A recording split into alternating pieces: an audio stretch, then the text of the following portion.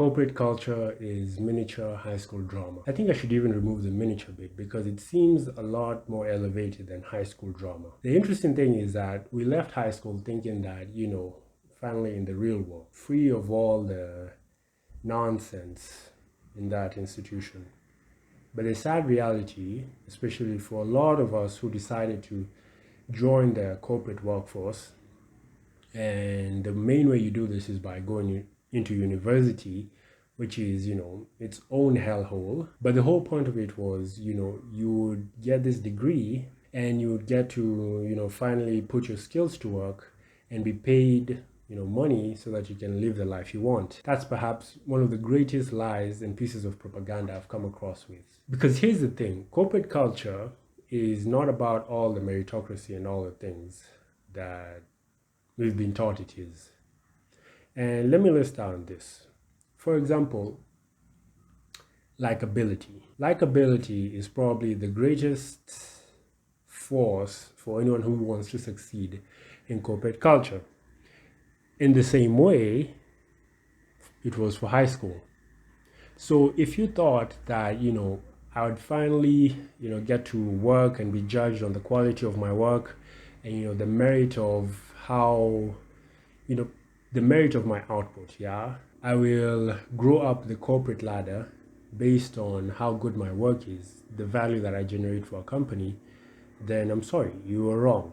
And I was wrong. I hope this saves you a lot of time from all these videos that are telling you, to kind of like present yourself this way and do all of this and so on and so forth. I will get onto that because you have to realize it's just a popularity game. It's not about merit, it's about popularity. In the name of all that is holy, will you look at Karen Smith's gym clothes? Of course, all the plastics are in the same gym class. Who are the plastics? They're teen royalty. If North Shore was Us Weekly, they would always be on the cover. That one there, that's Karen Smith. She is one of the dumbest girls you will ever meet. Damien sat next to her in English last year. She asked me how to spell orange. That little one, that's Gretchen Wieners.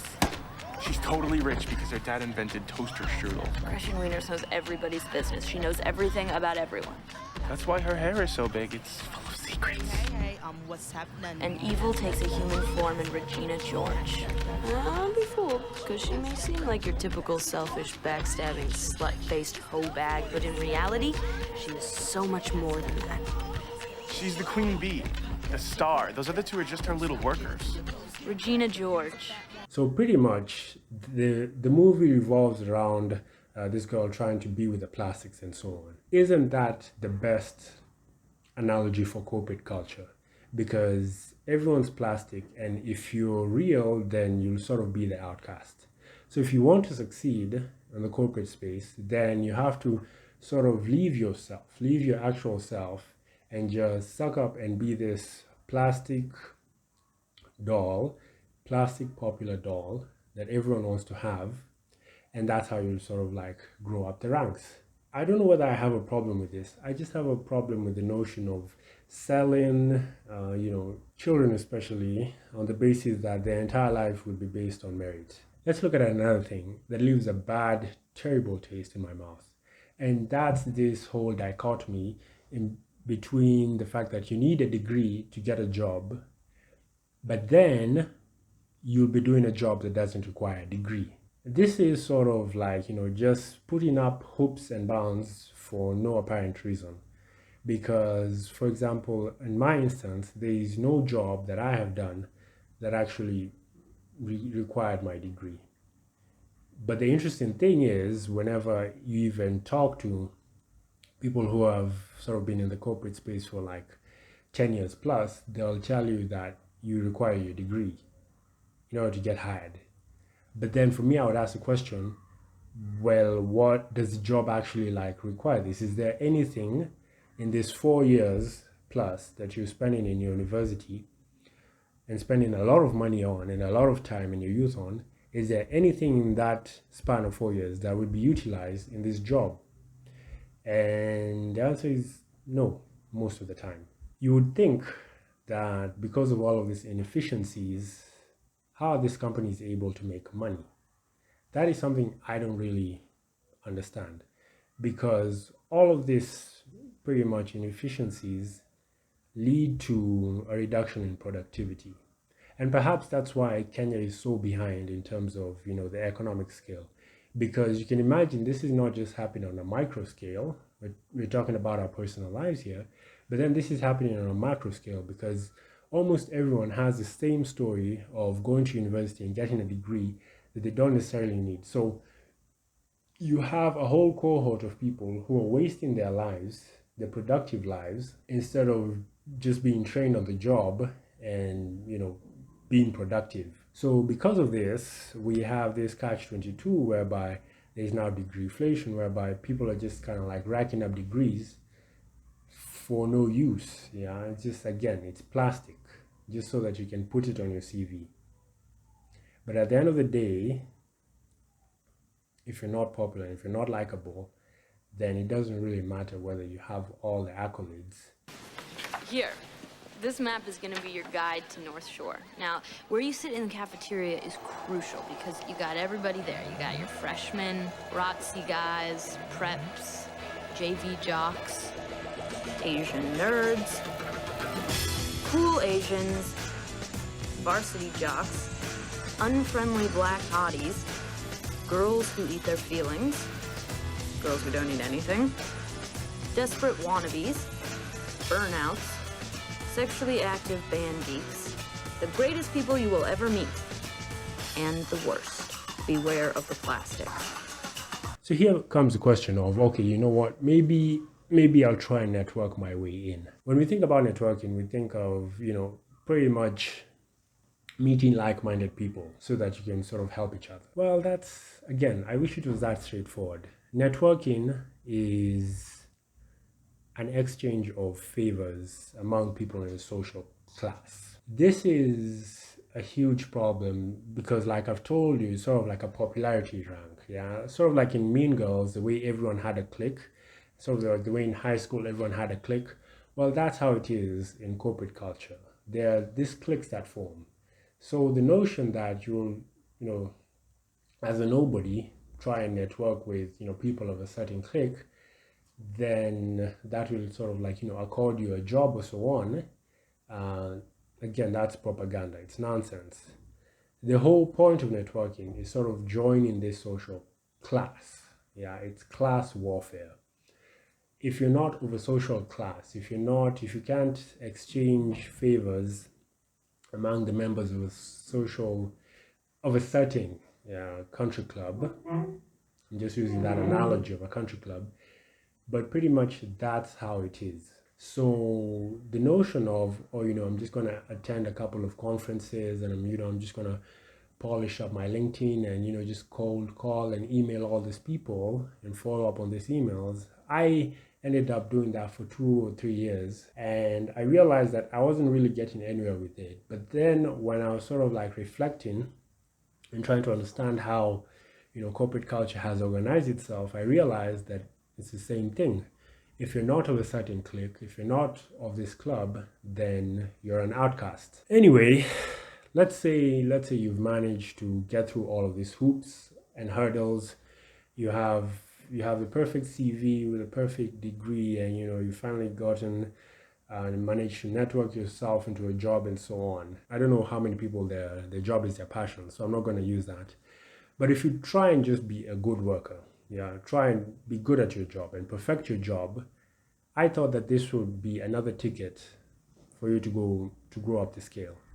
But interestingly, it's not. They're not directly correlated. Because you're perfecting your job, there's an incentive of the employer not kind of like promoting you.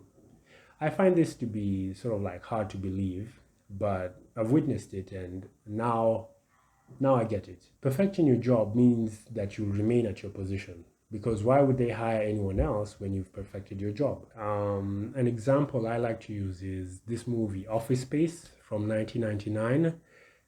And the funny thing about this movie, it's about a man who's having sort of like an existential crisis because his job is so boring, it has no purpose in society. Peter, Michael, what the hell's going on, man? I thought you were gonna come in here and start shooting. No, I just came to get my address book. I'm not gonna stay. I got a phone number, Mike, that I don't want to lose. What? Peter, you're in deep shit. You were supposed to come in on Saturday. What were you doing? Michael, I did nothing. I did absolutely nothing, and it was everything that I thought it could be. Well, I hope you have a better story than that for Lumberg. You know, you're supposed to be having your interview right now with the consultants. The who? The consultants? What has gotten into you? Oh, yeah. Right. Wait, Peter, you gotta postpone it, man.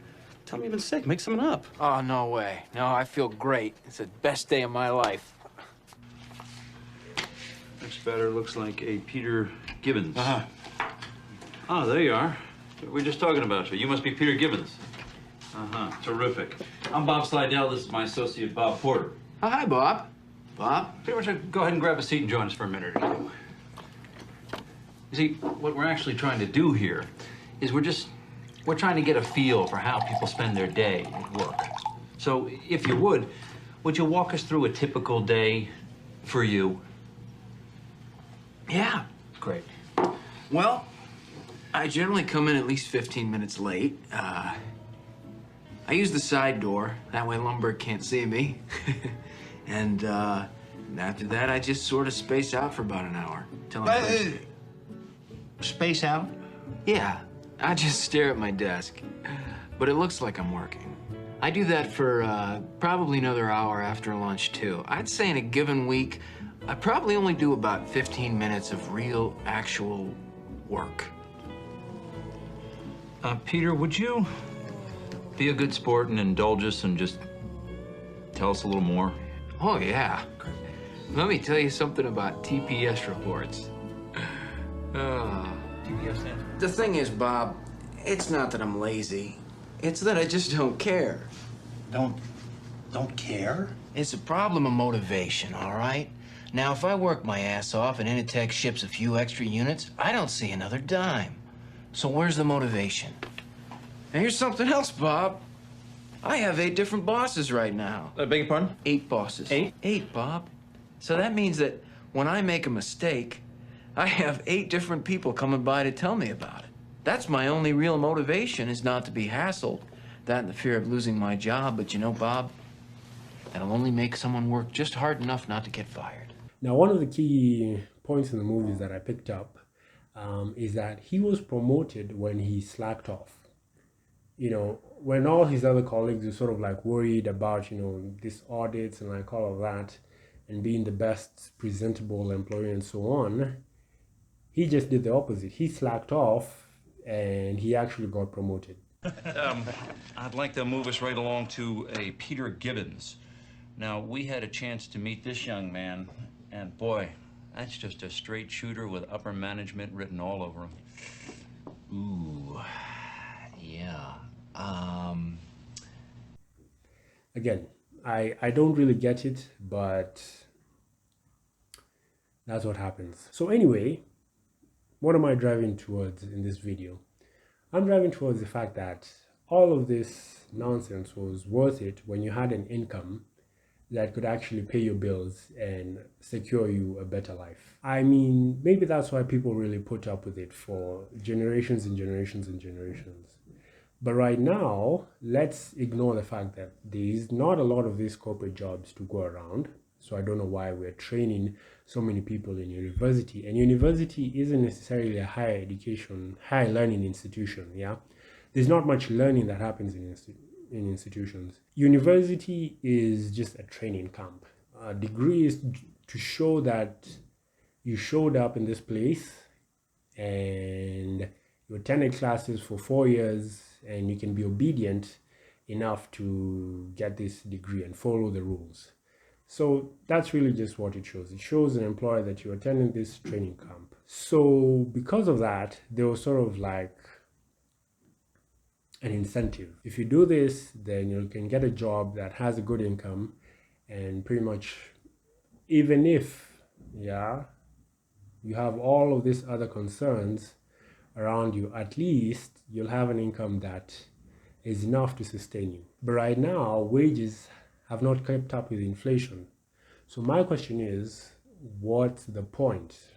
What's the point of going through all of this corporate nonsense if there isn't an income on the other side? Wages have literally remained constant for the last, 25, maybe 30 years, despite everything else, all other prices being inflated away. And you think that young people will continue to shuffle along with all the things that we've talked about, all the hoops that we've talked about, yeah?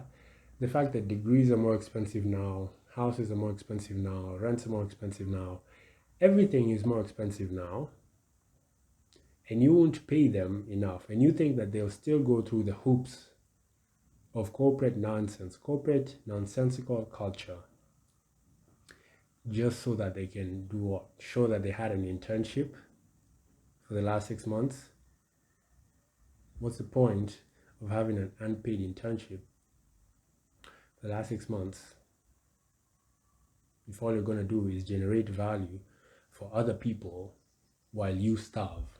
Anyway, I really hope this video is not just, again, it's not just a rant, it's pretty much a warning in case you might fall for the deeply rooted propaganda that they feed to us from the moment we're children about what work is supposed to be and what a worthwhile life, and how it leads to a worthwhile life, And hopefully you'll actually kind of like come to terms with this. And what I'm seeing right now with, the quiet quitting and all of the other recent corporate trends is a mini fight back that I hope grows to a larger generational shift in how we work and how that contributes to a meaningful life. I don't know, I guess. Listen, I'm gonna go. It's been really nice talking to both of you guys. Absolutely. The pleasure's all on this side of the table, trust me. Good luck with your layoffs, all right? I hope your firings go really well. Excellent. Great. Wow.